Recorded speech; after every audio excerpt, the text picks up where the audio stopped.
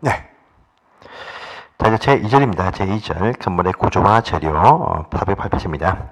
여기 보겠습니다. 건물의 구조와 재료. 이 편은 한 문제 정도가 나올 수 있고 안 나올 수도 있는 파트입니다. 그래서 일단은 훑어보겠습니다. 제2절 7번 보시죠.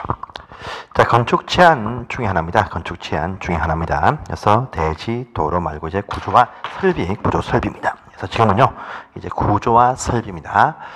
이 접도한 그 대지에 짓는 건물 구조, 또 기타 건물 설비도 갖춰 있어야 가 내어준다. 나옵니다. 한 문제 내지 안 넣을 수 있는 어떤 그런 파트입니다. 그래서 조금만 안개성이 좀 많은 파트입니다. 일단은 첫 번째입니다. 자, 첫 번째 보시면 오른편 이어서 큰 박스가 보이죠. 그래서 이러한 건물을 대수선하려고 이 건물을 건축하거나 또 대수선할 때는요.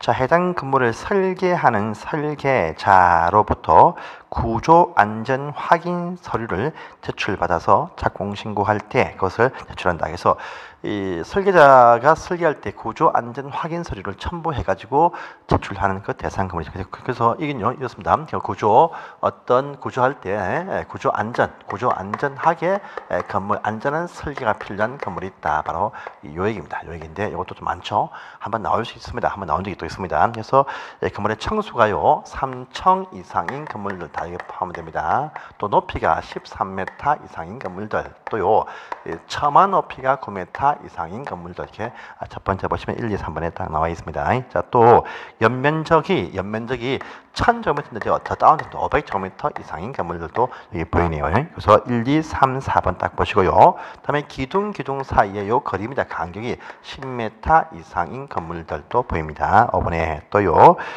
지진구역 안에 있으면 모든 건물들이 다 여기에 포함이 된다도 딱 보입니다. 보이고요. 또 보니까요. 국가문화유산급에 해당되는 건물을 건축할 때는요. 규모 묻지 않고 다 그렇게 해야 된다가 또 보이고요. 또 보니까요.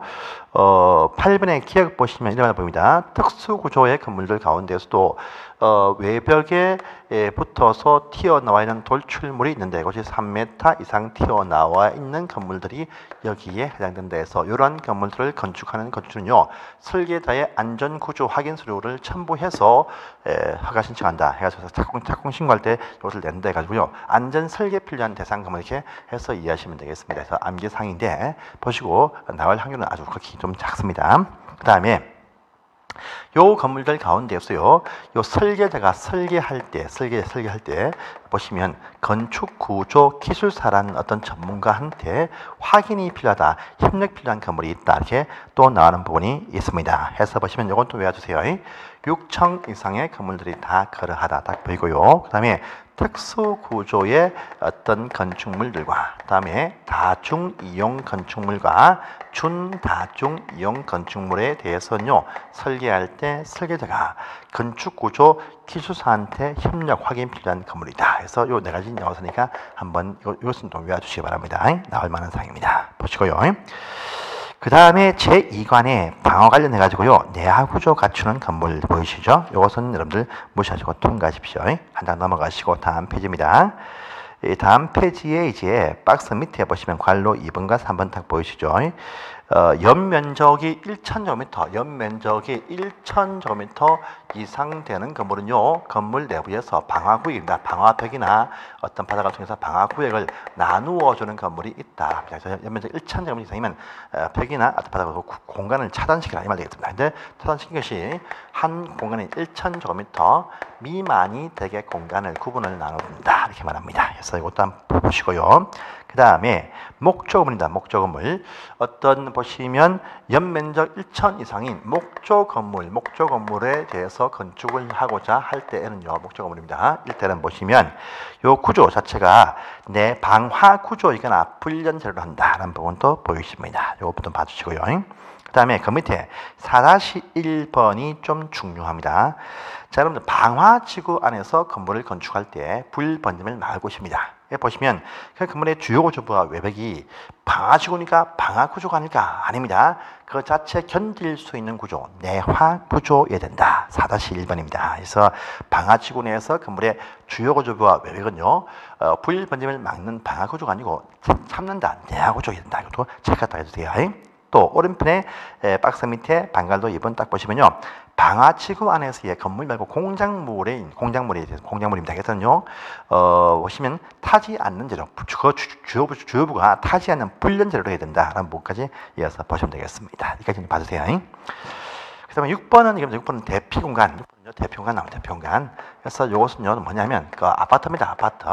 보시면 4층 이상의 어떤 우리 아파트, 공동체 아파트가 여기 보입니다. 4층 이상인 아파트가 있으면 이 아파트들 보시면요, 이 아파트가 이제 2개 이상의 직통 계단을 사용할 수 없는 그런 어떤 형태일 때는요, 이 주택들 있으면 101호, 102호 있으면 발코니도 있습니다. 있는데 여기 별도로 하든지 함께 하든지 해가지고요, 대피 공간을 설치하게 되어져 있다. 이렇게 되는 있습니다. 단독일 때는요 2제곱미터, 함께 했을 때는요 3제곱미터 이상의 대피 공간이 필요하다 하고요, 건물 내부야 구획이 되는 방화 문 등을 갖추어져 있습니다. 또 바깥으로 향할 수 있게 되어야 됩니다. 그런데요, 이것이 설치 의무가 면제받는 경우도 있다라 하네요.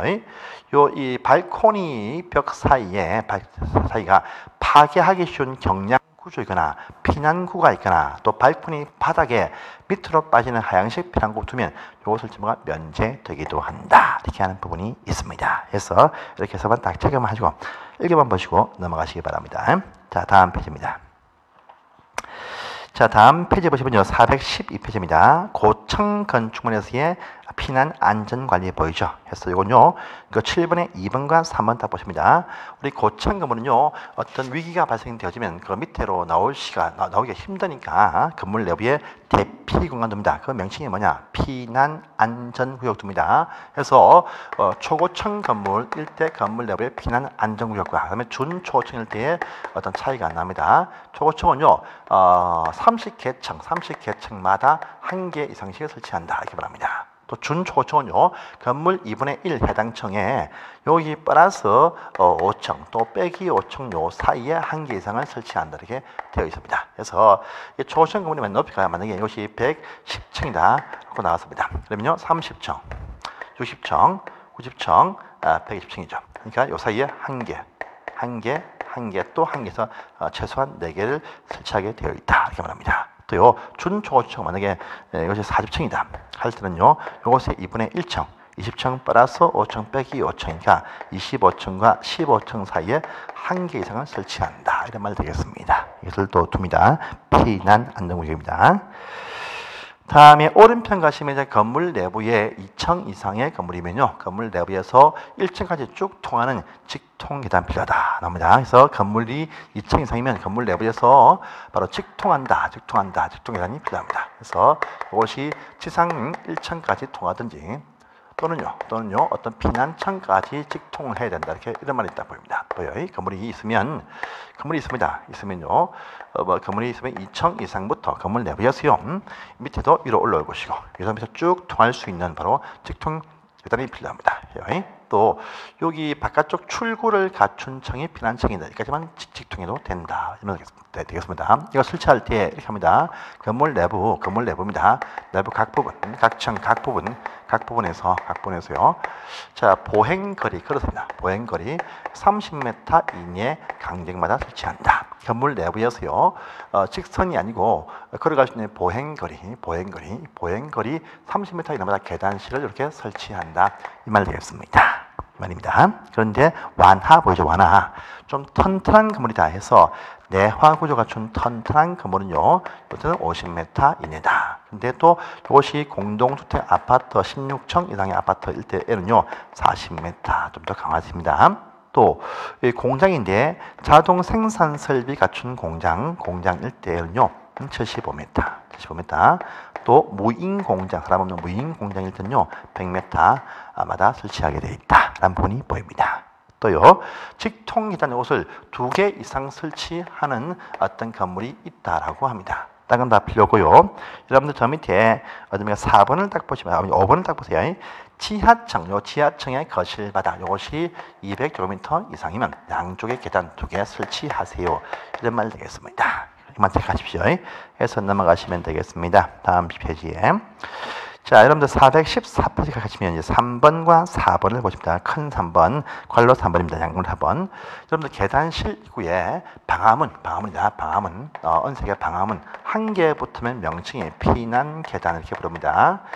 방화문이 문을 열면 문이 하나 더 보입니다. 더 보인다. 문이 두 개 붙었네요. 문이 두 개 붙어야 통한다 할 때는요. 특별 피난 계단 이렇게 부른다라고 합니다. 해요.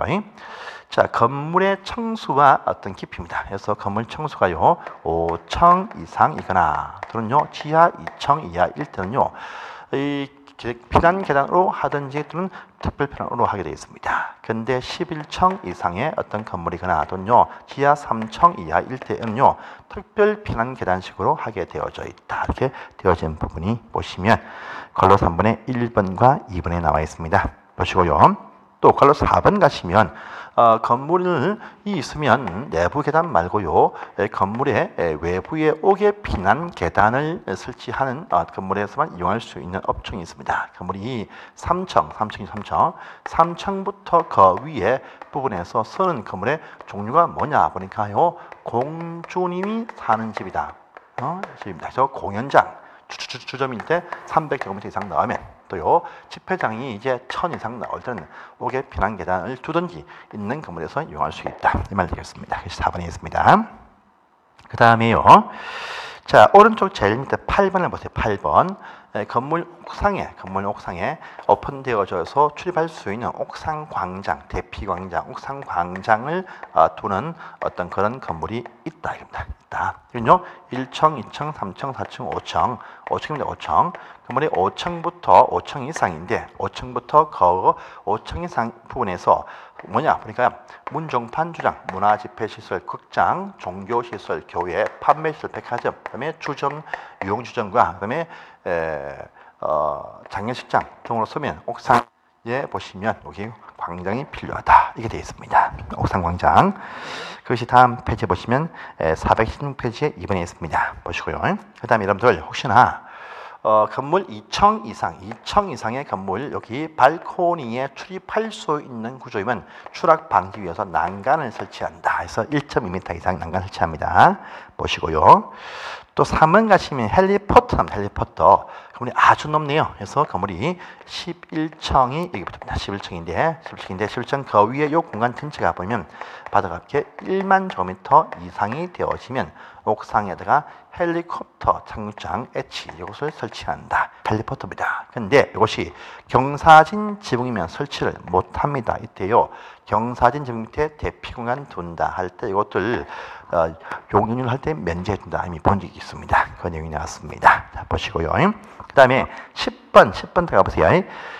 자연재해 위험 개선 지구 중에서도 침수 위험 지구에서 국가라든지 어떤 지방자치 행정청과 또 공공기관이 건물을 건축할 때는요 건물 1층 전체를 필로티로 설치한다. 민간 사업도 말고요 어떤 공공기관일 때는 필로티 설치한다. 이것도 보시고 그 속에 침수 방지시설 설치도 해야 됩니다. 이것도 보십시오.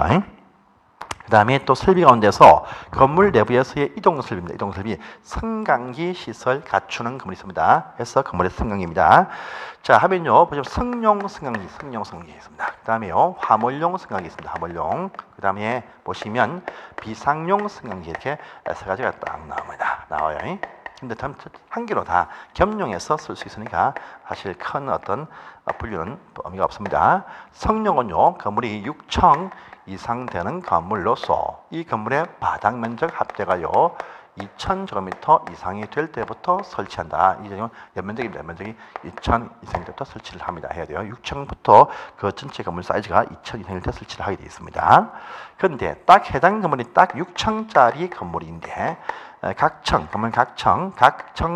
바닥 면적 300제곱미터마다 계단이 한 개 이상씩 있다라면 6층짜리인 건물일 때 한해서만 설치물을 또 면제해 준다. 이렇게 딱 나옵니다. 그 다음에요 화물용은요 보시면 건물이 7층 이상일 때부터 화물용 승강기를 설치하게 되어져 있다. 이렇게 보시면 어디입니까? 화물용이죠. 화물용.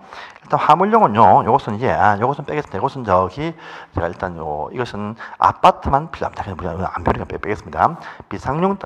이건요. 건물 높이가 31m를 초과할 때 간격을 끼워서 설치한다. 되어 있습니다. 그런데 성령, 평령, 겸용으로 쓸 수가 있다. 이렇게 보시면 되겠습니다. 보시고요. 그래서 이렇게만 딱 알고 넘어가시면 되겠습니다. 그 다음에 418페이지입니다. 4번을 딱 보세요.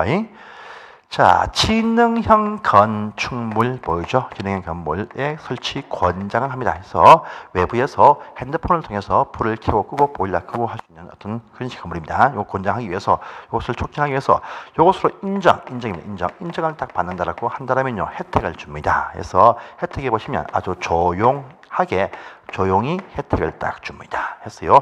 15%의 혜택을 준다라고 합니다. 했어요. 조경은 혜택이 뭡니까? 면적을 빼주니까 이건요 100분의 85%까지의 혜택이고요.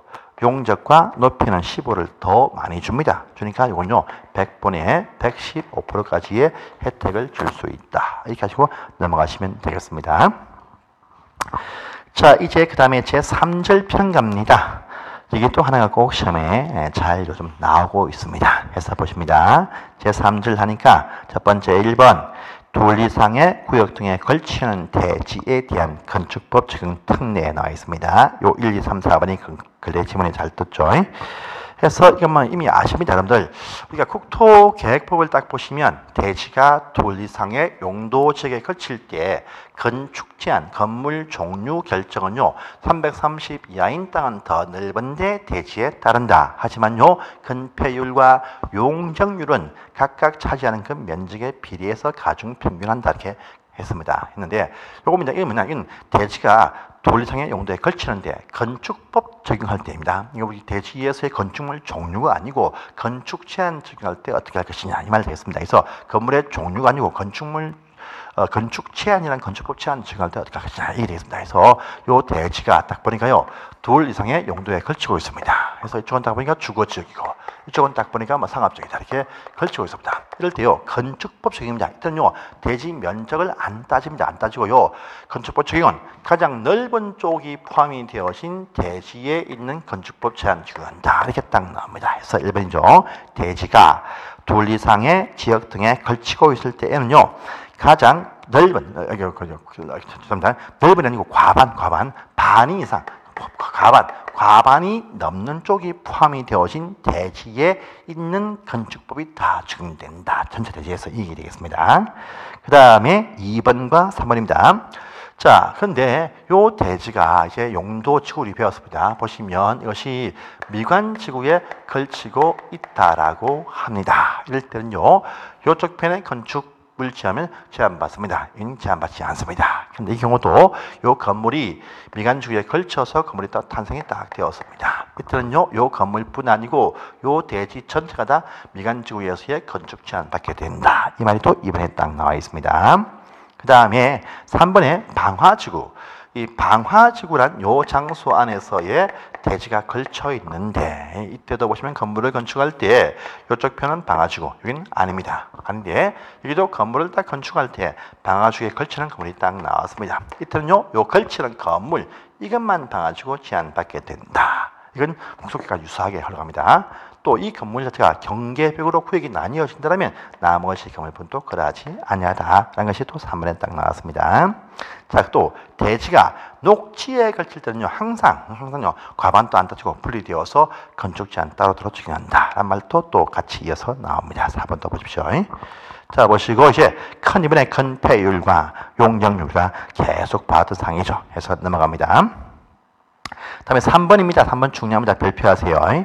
대지의 분할 제한 딱 나옵니다. 이건요, 우리가 이미 배운 적이 있습니다. 국토개발법에서 개발 행위편에 보시면 건축법에 있는 것 대지의 분할 제한 면적 미만되게 건물 엄당 토지 분할할 때 개발 행위가 심사한다. 본 적 있습니다. 지금은요, 건물이 있을 때입니다. 건축법은요, 건물이 있는 데지, 건물이 이제 존재하고 있는데, 요 건물이 있는 요 대지가 있다랍니다. 있는데, 이 건물이 있는 쪽을 남겨두고 분필을 한다 할 때, 건물이 있는 쪽에 요 대지 면적이 최소한 일정 면적 이상이 나오게 해야 된다 하는 중요한 어떤 또 제한이 나왔습니다. 대지가 존재하는 곳에 최소한 필요한 땅 넓이다. 요 땅 안 되게 불안하지 마라. 이야 되겠습니다. 그래서 주거지역. 보시면요, 60제곱미터, 상업지역 딱 보니까 150제곱미터, 또 공업지역을 보니까 보니까 150제곱미터. 또 녹지를 보니까 녹지는요 200제곱미터. 또 이것이 아닌 기타 관농자 시골 농촌은요 60제곱미터까지 최소한 필요한데 요 규모 미달되게 토지 분할 금지한다. 반드시 암기할 중요한 사항이 되겠습니다. 그래서 건물이 있는 대지에서의 대지의 분할 제한 면적에서 첫 번째 박스 꼭 봐주세요. 420페이지입니다. 그 다음에 요 제한 말고요 기타 다른 건축법 제한 때문에도 간접적으로 분할 제한도 되기도 한다 해서 두 번째 박스가 이제 그 내용 되겠습니다. 요것도 두 번째 한번 따보겠습니다. 그래서 요 두 번째는 요 대건이가 공용이다. 대건이 요 대건이가 공용이다라는 이 제한 때문에도 분할 제한 받게 됩니다. 요 면적은 별도로 하고 또 별도로 또 따로 이 제한 때문에 또 분할 제한 받게 됩니다. 대지 도로의 접도 관계 어기는 분할도 안 됩니다. 여기겠죠? 여기 접도했는데 이쪽을 잘라버리면 요 건물은 맹지에 있습니다. 이게 안 된다. 이 말 되겠습니다. 또 건축선 뭡니까? 저기 뭡니까? 건폐율과 용적률 어기는 분할도 안 됩니다. 요 전체 대지를 산정해서 건폐율과 용적률을 잡아 놓았는데 잘라버리면요 남는 땅 면적에서 초과될 수 있습니다. 이것도 되지 못한다 합니다. 또 대제한의 공지 바로 밑에 나옵니다. 이 공지 조항 의견 분할도 안 된다. 또 각기 건물 높이 제한 어기는 분할도 되지를 않는다. 그래가지고요 여기 대건이가 공용이다. 요 조항 때문에도 간접적으로 대지가 분할 제한 받기도 한다. 이렇게 말합니다. 그래서 이것도 보십시오. 자, 그 밑에 4번은 뭐냐? 이겁니다. 자, 대지들이 도로에 접하고 있습니다. 해서 요 건축선을 넘지 않고 옆에 땅에 침범하지 않게 건축하겠다. 그래서 바짝 붙여서 건축을 딱 이렇게 합니다. 요거 한국에서는요 요 조항 때문에 안 됩니다. 그래서요 건축선에서도 인접 대지에서도 최소한 최대 6m까지 범위 안에서요 건축물 종류마다 띄우게 다 되어져 있습니다. 그래서 요 사이에 공지가 발생이 되어서 채광 통풍 또 화재 시의 방화 등을 위한 목적에서 건축선에서도 인접대지에서도 6m까지 범위에서 건물을 띄워서 가운데 배치케 한다. 한국의 법제의 특징이 된다. 이렇게 말합니다. 그래서 요 6m까지 범위에서 건축선과 인접대지 경계선에서 띄우게 한다. 이렇게 하면 아시면 되겠습니다. 자, 또 반대입니다. 반대. 5번에 맞벽 건축부죠. 맞벽. 어떤 곳은요, 어떤 장소에서는 맞벽으로 바짝 붙여서 건축할 수 있게 해준다. 해서 건물이 딱 있으면 이 건물들을 바짝 붙여가지고 이렇게 건축할 수 있는 특별한 지역도 있습니다. 요 사이가요, 50cm 이내 바짝 붙여서 또 짓게 해주는 곳이 있습니다. 해서 보면 첫 번째 상업지역은요, 항상 이렇게 할 수가 있습니다. 또 주거지역에서는 말입니다.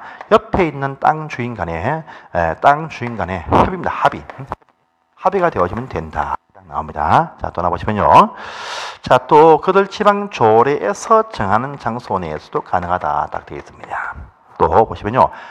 건축의 협정 맺은 요 장소 안에서도 가능하다. 해서 요 내가 질 때는요. 바짝 붙여서 지을 수도 있다. 맞벽 건축의 특징입니다. 그 다음에 건물 간에 있으면 연결되는 복도를 설치 이렇게 하기도 합니다. 여기는 이제 시험에 안 나오니까 우리가 넘어가도록 하겠습니다. 넘어가시고요. 자, 이제 한 장 한 장 넘어가니까 이제 건물의 높이 제한부터 해서 기타 건축법에 관한 사항들이 좀 나옵니다. 나오는데 여기 높이 제한만 또 따로 간단하게 하나 보겠습니다. 자, 첫 번째 보시면 제4절의 1번입니다. 높이 제한의 첫 번째 가로 구역별로의 높이 제한 딱 보이죠? 자, 요것을 그 가로 구역 단위에서의 높이 제한 보겠습니다. 높이 제한 크게 보시면 두 개 있습니다. 건물의 높이 제한, 이제 기타 건축 제한이 나왔습니다. 자, 건물의 높이를 제한한다. 높이 제한이 있습니다. 자, 보겠습니다. 자, 건물의 높이 제한은 크게 보시면 두 개 있습니다. 높이 제한 두 개 해서 가로 구역, 도로로 둘러싸여 있는 일단의 장소 내에서의 어떤 높이 제한이 있고, 그 다음에 보시면요, 일조권 햇빛보호입니다. 일조권 확보를 위한 높이 제한이 있다. 두 개 나옵니다. 첫 번째입니다. 이 가로구역 단위에서의 높이 제한이 있다라고 합니다. 그래서 보시면요, 가로구죠, 도로가 형성이 짝짝짝 되어지면요, 요 사이들마다 토시의 일단의 범위 가로구역이 등장을 딱 합니다. 하면요, 해당 그 장소에 대해서요, 해당 지역의 허가권자가 가로 구역별로 해서 이쪽은 보니까 100m, 이쪽은 보니까 80m, 이쪽은 70m 이렇게 다 결정해서 발표를 쫙 합니다. 그러면요, 요 내에서 모든 건물들 이 높이를 넘을 수가 없다라는 제한이 나왔습니다. 최고 높이일 수도 있고 또 어떻거든요. 최고 높이는 아니고 최저 높이 이렇게 결정한다 합니다. 건물 뭐 최저 최고 발표하면 요 사이에만 건물을 다 건축을 다 해야 됩니다. 그래서 발표한 그 높이를 다 그 범위 내에서만 건축이 가능하다 이 말 되겠습니다. 그런데 이제 또 하나 나옵니다. 자, 이거 밑에 보시면요, 이번에 차등식은 보이죠? 요쪽이 100m다. 라고 합니다. 하지만 요 범위 안에서 보시면 건물 종류입니다. 건물 종류. 용도별로 해서 어떤 것은 오피스 건물은 이제 100m 다 주겠다. 학교 시설 건물은요, 20m. 이와 같이 건물의 그 종류별로 다르게 차등을 통해서 정할 수 있다가 또 이번에 보입니다. 자, 또 요 발표한 높이가 너무 높다 싶으면요, 좀 더 높게 120m 이와 같이 시군구청장이 높이를 완화해서 지정도 할 수가 있다란 말도 보시면 이어서 3번에 딱 나와 있습니다. 자, 또 4번 가시면요, 이런 식의 가로구역이 아주 자주 발생하는 아주 큰 어떤 도시입니다. 그래서 보시면 어딨냐 하니까요, 그 장소가 서울특별시나 또 인천, 부산 등의 광역시가 보인답니다. 그러면 이것이 자주 발생되니까 처음부터 발표하지 말고 아예 처음부터 그들 시 조례에서 조건을 주어서 여기에 맞는 조건을 갖추면 높이가 얼마다 이렇게 지정을 할 수 있다. 그래서 특별시, 광역시는 시 조례에서 높이를 정할 수도 있다. 이렇게 걸로 4번에 보시면 나옵니다. 그래서 요거까지는 알아두십시오. 그 다음에 이제 오른편에 1조 등 확보를 위한 높이 제한. 요건요, 다음 시간에 하도록 하겠습니다. 여기까지입니다.